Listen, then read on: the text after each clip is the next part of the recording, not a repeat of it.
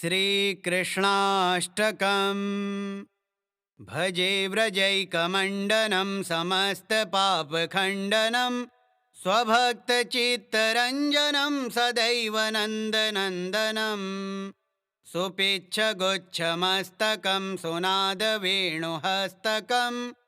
अनङ्गरङ्गसागरं नमामि कृष्णनागरम् मनोजगर्वमोचनं विशाललोललोचनं विधूतगोपशोचनं नमामि पद्मलोचनं करारविन्दभूधरं स्मितावलोकसुन्दरं महेन्द्रमानदारणं नमामि कृष्णवारणम् कदम्बसूनकुण्डलं सुचारुगण्डमण्डलं व्रजाङ्गनैकवल्लभं नमामि कृष्णदुर्लभम् यशोदया समोदया सगोपया सनन्दया युतं सुखैकदायकं नमामि गोपनायकम् सदैव पादपङ्कजं मदीयमानसे निजं दधानमुक्तमालकं नमामि नन्दबालकम्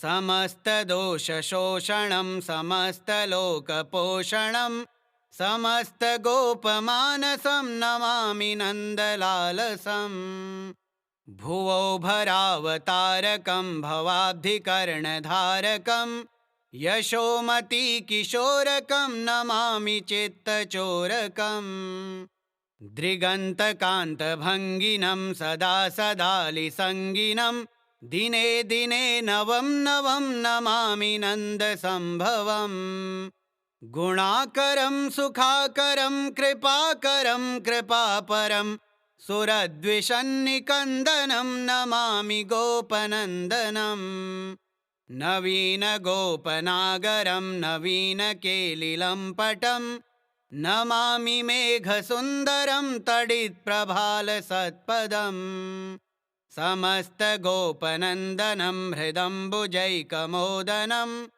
नमामि कुञ्जमध्यगं प्रसन्नभानुशोभनं निकामकामदायकं दृगन्तचारुसायकं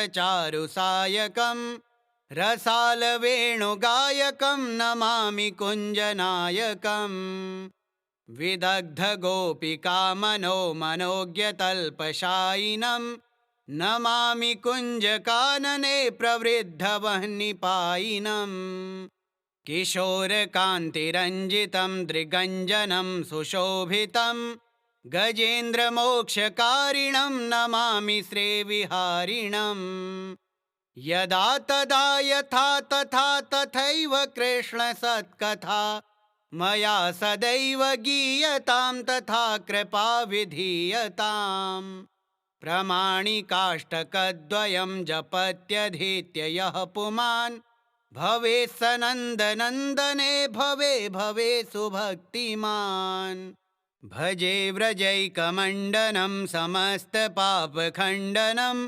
स्वभक्तचित्तरञ्जनं सदैव नन्दनन्दनं सुपिच्छगुच्छमस्तकं सुनादवेणुहस्तकम् अनङ्गरङ्गसागरं नमामि कृष्णनागरम् मनोजगर्वमोचनं विशाललोललोचनं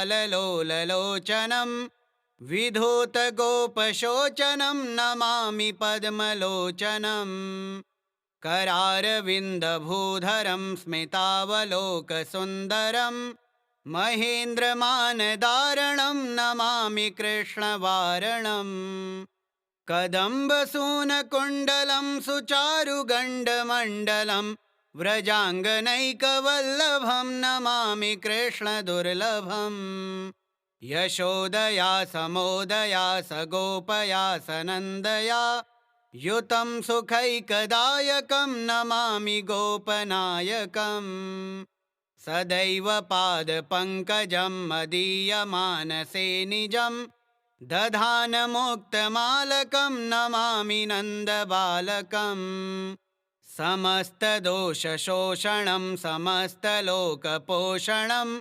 समस्तगोपमानसं नमामि नन्दलालसम् भुवो भरावतारकं भवाब्धिकर्णधारकं यशोमतीकिशोरकं नमामि चित्तचोरकम् दृगन्तकान्तभङ्गिनं सदा सदालिसङ्गिनं दिने दिने नवं नवं नमामि नन्दसम्भवम् गुणाकरं सुखाकरं कृपाकरं कृपापरं सुरद्विषन्निकन्दनं नमामि गोपनन्दनम् नवीनगोपनागरं नवीनकेलिलम्पटं नमामि मेघसुन्दरं तडित्प्रभालसत्पदम् समस्तगोपनन्दनं हृदम्बुजैकमोदनं नमामि कुञ्जमध्यगं प्रसन्नभानुशोभनम्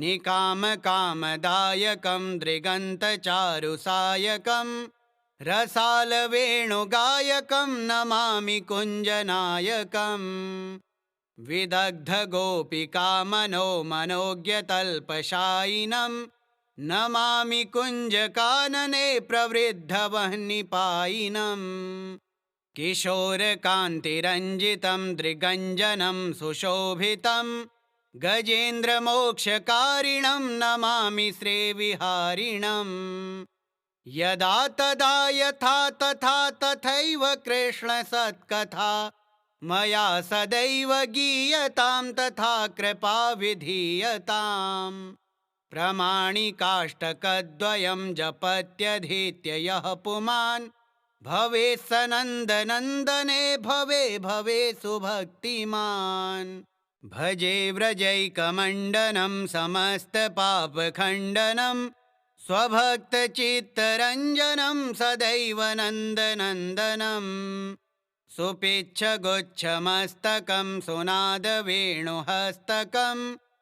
अनङ्गरङ्गसागरं नमामि कृष्णनागरम् मनोजगर्वमोचनं विशाललोललोचनं विधूतगोपशोचनं नमामि पद्मलोचनम् करारविन्दभूधरं स्मितावलोकसुन्दरं महेन्द्रमानदारणं नमामि कृष्णवारणम् कदम्बसूनकुण्डलं सुचारुगण्डमण्डलं व्रजाङ्गनैकवल्लभं नमामि कृष्णदुर्लभम् यशोदया समोदया सगोपया सनन्दया युतं सुखैकदायकं नमामि गोपनायकम् सदैव पादपङ्कजं मदीयमानसे निजं दधानमुक्तमालकं नमामि नन्दबालकम् समस्तदोषशोषणं समस्तलोकपोषणं समस्तगोपमानसं नमामि नन्दलालसम् भुवो भरावतारकं भवाब्धिकर्णधारकं यशोमतीकिशोरकं नमामि चित्तचोरकम् दृगन्तकान्तभङ्गिनं सदा सदालिसङ्गिनं दिने दिने नवं नवं नमामि नन्दसम्भवम् गुणाकरं सुखाकरं कृपाकरं कृपापरं सुरद्विषन्निकन्दनं नमामि गोपनन्दनम् नवीनगोपनागरं नवीनकेलिलम्पटं नमामि मेघसुन्दरं तडित्प्रभालसत्पदम् समस्तगोपनन्दनं हृदम्बुजैकमोदनं नमामि कुञ्जमध्यगं प्रसन्नभानुशोभनम् निकामकामदायकं दृगन्तचारुसायकं रसालवेणुगायकं नमामि कुञ्जनायकम् विदग्धगोपिकामनोमनोज्ञतल्पशायिनं नमामि कुञ्जकानने प्रवृद्धवह्निपायिनम् किशोरकान्तिरञ्जितं दृगञ्जनं सुशोभितं गजेन्द्रमोक्षकारिणं नमामि श्रीविहारिणम् यदा तदा यथा तथा तथैव कृष्णसत्कथा मया सदैव गीयतां तथा कृपा विधीयताम्। प्रमाणिकाष्टकद्वयं जपत्यधीत्य यः पुमान् भवेत् स नन्दनन्दने भवे भवे सुभक्तिमान्। भजे व्रजैकमण्डनं समस्तपापखण्डनं स्वभक्तचित्तरञ्जनं सदैव नन्दनन्दनं। सुपिच्छगुच्छमस्तकं सुनादवेणुहस्तकम् अनङ्गरङ्गसागरं नमामि कृष्णनागरम्। मनोजगर्वमोचनं विशाललोललोचनं विधूतगोपशोचनं नमामि पद्मलोचनम्। करारविन्दभूधरं स्मितावलोकसुन्दरं महेन्द्रमानदारणं नमामि कृष्णवारणम्। कदम्बसूनकुण्डलं सुचारुगण्डमण्डलं व्रजाङ्गनैकवल्लभं नमामि कृष्णदुर्लभम्। यशोदया समोदया सगोपया सनन्दया युतं सुखैकदायकं नमामि गोपनायकम्। सदैव पादपङ्कजं मदीयमानसे निजं दधानमुक्तमालकं नमामि नन्दबालकम्। समस्तदोषशोषणं समस्तलोकपोषणं समस्तगोपमानसं नमामि नन्दलालसम्। भुवो भरावतारकं भवाब्धिकर्णधारकं यशोमतीकिशोरकं नमामि चित्तचोरकम्। दृगन्तकान्तभङ्गिनं सदा सदालिसङ्गिनं दिने दिने नवं नवं नमामि नन्दसम्भवम्। गुणाकरं सुखाकरं कृपाकरं कृपापरं सुरद्विषन्निकन्दनं नमामि गोपनन्दनम्। नवीनगोपनागरं नवीनकेलिलम्पटं नमामि मेघसुन्दरं तडित्प्रभालसत्पदम्। समस्तगोपनन्दनं हृदम्बुजैकमोदनं नमामि कुञ्जमध्यगं प्रसन्नभानुशोभनम्। निकामकामदायकं दृगन्तचारुसायकं रसालवेणुगायकं नमामि कुञ्जनायकम्। विदग्धगोपिकामनो मनोज्ञतल्पशायिनं नमामि कुञ्जकानने प्रवृद्धवह्निपायिनम्। किशोरकान्तिरञ्जितं दृगञ्जनं सुशोभितं गजेन्द्रमोक्षकारिणं नमामि श्रीविहारिणम्।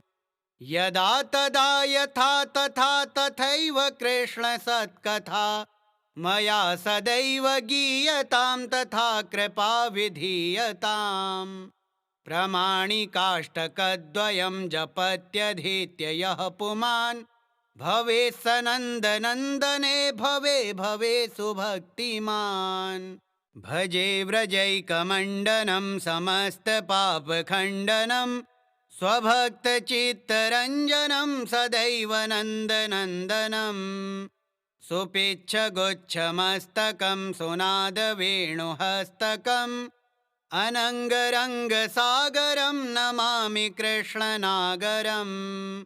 मनोजगर्वमोचनं विशाललोललोचनं विधूतगोपशोचनं नमामि पद्मलोचनम्। करारविन्दभूधरं स्मितावलोकसुन्दरं महेन्द्रमानदारणं नमामि कृष्णवारणम्। कदम्बसूनकुण्डलं सुचारुगण्डमण्डलं व्रजाङ्गनैकवल्लभं नमामि कृष्णदुर्लभम्। यशोदया समोदया सगोपया सनन्दया युतं सुखैकदायकं नमामि गोपनायकम्। सदैव पादपङ्कजं मदीयमानसे निजं दधानमुक्तमालकं नमामि नन्दबालकम् समस्तदोषशोषणं समस्तलोकपोषणं समस्तगोपमानसं नमामि नन्दलालसम् भुवो भरावतारकं भवाब्धिकर्णधारकं यशोमतीकिशोरकं नमामि चित्तचोरकम् दृगन्तकान्तभङ्गिनं सदा सदालिसङ्गिनं दिने दिने नवं नवं नमामि नन्दसम्भवम् गुणाकरं सुखाकरं कृपाकरं कृपापरं सुरद्विषन्निकन्दनं नमामि गोपनन्दनम् नवीनगोपनागरं नवीनकेलिलम्पटं नमामि मेघसुन्दरं तडित्प्रभालसत्पदम् समस्तगोपनन्दनं हृदम्बुजैकमोदनं नमामि कुञ्जमध्यगं प्रसन्नभानुशोभनम् निकामकामदायकं दृगन्तचारुसायकं रसालवेणुगायकं नमामि कुञ्जनायकम् विदग्धगोपिकामनो मनोज्ञतल्पशायिनं नमामि कुञ्जकानने प्रवृद्धवह्निपायिनम् किशोरकान्तिरञ्जितं दृगञ्जनं सुशोभितं गजेन्द्रमोक्षकारिणं नमामि श्रीविहारिणम् यदा तदा यथा तथा तथैव कृष्णसत्कथा मया सदैव गीयतां तथा कृपा विधीयताम् प्रमाणिकाष्टकद्वयं जपत्यधीत्य यः पुमान् भवेत् स नन्दनन्दने भवे भवे सुभक्तिमान् भजे व्रजैकमण्डनं समस्तपापखण्डनं स्वभक्तचित्तरञ्जनं सदैव नन्दनन्दनं सुपिच्छगुच्छमस्तकं सुनादवेणुहस्तकम् अनङ्गरङ्गसागरं नमामि कृष्णनागरम् मनोजगर्वमोचनं विशाललोललोचनं विधूतगोपशोचनं नमामि पद्मलोचनम् करारविन्दभूधरं स्मितावलोकसुन्दरं महेन्द्रमानदारणं नमामि कृष्णवारणम् कदम्बसूनकुण्डलं सुचारुगण्डमण्डलं व्रजाङ्गनैकवल्लभं नमामि कृष्णदुर्लभम् यशोदया समोदया सगोपया सनन्दया युतं सुखैकदायकं नमामि गोपनायकम् सदैव पादपङ्कजं मदीयमानसे निजं दधानमुक्तमालकं नमामि नन्दबालकम् समस्तदोषशोषणं समस्तलोकपोषणं समस्तगोपमानसं नमामि नन्दलालसम् भुवो भरावतारकं भवाब्धिकर्णधारकं यशोमतीकिशोरकं नमामि चित्तचोरकम् दृगन्तकान्तभङ्गिनं सदा सदालिसङ्गिनं दिने दिने नवं नवं नमामि नन्दसम्भवम् गुणाकरं सुखाकरं कृपाकरं कृपापरं सुरद्विषन्निकन्दनं नमामि गोपनन्दनम् नवीनगोपनागरं नवीनकेलिलम्पटं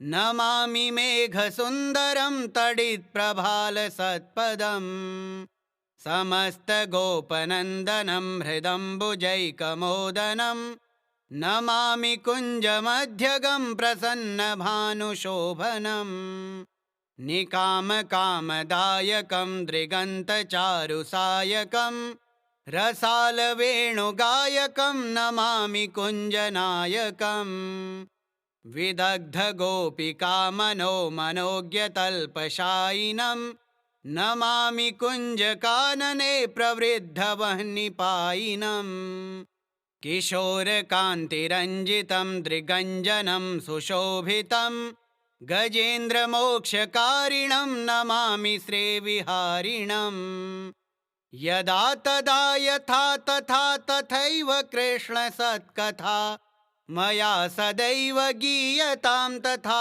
कृपा विधीयताम् प्रमाणिकाष्टकद्वयं जपत्यधीत्य यः पुमान् भवेत् स नन्दनन्दने भवे भवे सुभक्तिमान् भजे व्रजैकमण्डनं समस्तपापखण्डनं स्वभक्तचित्तरञ्जनं सदैव नन्दनन्दनं सुपिच्छगुच्छमस्तकं सुनादवेणुहस्तकम् अनङ्गरङ्गसागरं नमामि कृष्णनागरम् मनोजगर्वमोचनं विशाललोललोचनं विधूतगोपशोचनं नमामि पद्मलोचनम् करारविन्दभूधरं स्मितावलोकसुन्दरं महेन्द्रमानदारणं नमामि कृष्णवारणम् कदम्बसूनकुण्डलं सुचारुगण्डमण्डलं व्रजाङ्गनैकवल्लभं नमामि कृष्णदुर्लभम् यशोदया समोदया सगोपया सनन्दया युतं सुखैकदायकं नमामि गोपनायकम् सदैव पादपङ्कजं मदीयमानसे निजं दधानमुक्तमालकं नमामि नन्दबालकम् समस्तदोषशोषणं समस्तलोकपोषणं समस्तगोपमानसं नमामि नन्दलालसम् भुवो भरावतारकं भवाब्धिकर्णधारकं यशोमतीकिशोरकं नमामि चित्तचोरकम् दृगन्तकान्तभङ्गिनं सदा सदालिसङ्गिनं दिने दिने नवं नवं नमामि नन्दसम्भवम् गुणाकरं सुखाकरं कृपाकरं कृपापरं सुरद्विषन्निकन्दनं नमामि गोपनन्दनम् नवीनगोपनागरं नवीनकेलिलम्पटं नमामि मेघसुन्दरं तडित्प्रभालसत्पदम् समस्तगोपनन्दनं हृदम्बुजैकमोदनं नमामि कुञ्जमध्यगं प्रसन्नभानुशोभनम् निकामकामदायकं दृगन्तचारुसायकं रसालवेणुगायकं नमामि कुञ्जनायकम् विदग्धगोपिकामनो मनोज्ञतल्पशायिनं नमामि कुञ्जकानने प्रवृद्धवह्निपायिनम् किशोरकान्तिरञ्जितं दृगञ्जनं सुशोभितं गजेन्द्रमोक्षकारिणं नमामि श्रीविहारिणम् यदा तदा यथा तथा तथैव कृष्णसत्कथा मया सदैव गीयतां तथा कृपा विधीयताम् प्रमाणिकाष्टकद्वयं जपत्यधीत्य यः पुमान् भवेत् स नन्दनन्दने भवे भवे सुभक्तिमान् भजे व्रजैकमण्डनं समस्तपापखण्डनं स्वभक्तचित्तरञ्जनं सदैव नन्दनन्दनम् सुपिच्छगुच्छमस्तकं सुनादवेणुहस्तकम् अनङ्गरङ्गसागरं नमामि कृष्णनागरम् मनोजगर्वमोचनं विशाललोललोचनं विधूतगोपशोचनं नमामि पद्मलोचनम् करारविन्दभूधरं स्मितावलोकसुन्दरं महेन्द्रमानदारणं नमामि कृष्णवारणम् कदम्बसूनकुण्डलं सुचारुगण्डमण्डलं व्रजाङ्गनैकवल्लभं नमामि कृष्णदुर्लभम् यशोदया समोदया सगोपया सनन्दया युतं सुखैकदायकं नमामि गोपनायकम् सदैव पादपङ्कजं मदीयमानसे निजं दधानमुक्तमालकं नमामि नन्दबालकम्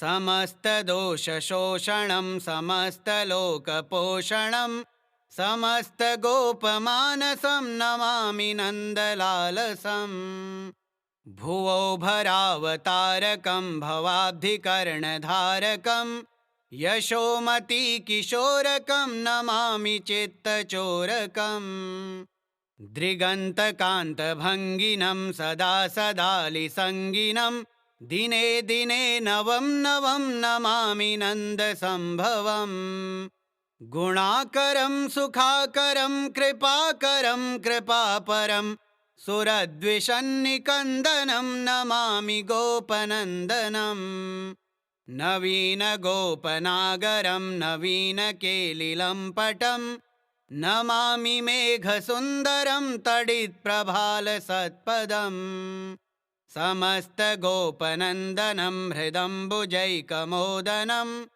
नमामि कुञ्जमध्यगं प्रसन्नभानुशोभनम् निकामकामदायकं दृगन्तचारुसायकं रसालवेणुगायकं नमामि कुञ्जनायकम् विदग्धगोपिकामनोमनोज्ञतल्पशायिनं नमामि कुञ्जकानने प्रवृद्धवह्निपायिनम् किशोरकान्तिरञ्जितं दृगञ्जनं सुशोभितं गजेन्द्रमोक्षकारिणं नमामि श्रीविहारिणम् यदा तदा यथा तथा तथैव कृष्णसत्कथा मया सदैव गीयतां तथा कृपा विधीयताम् प्रमाणिकाष्टकद्वयं जपत्यधीत्य यः पुमान् भवेत् स नन्दनन्दने भवे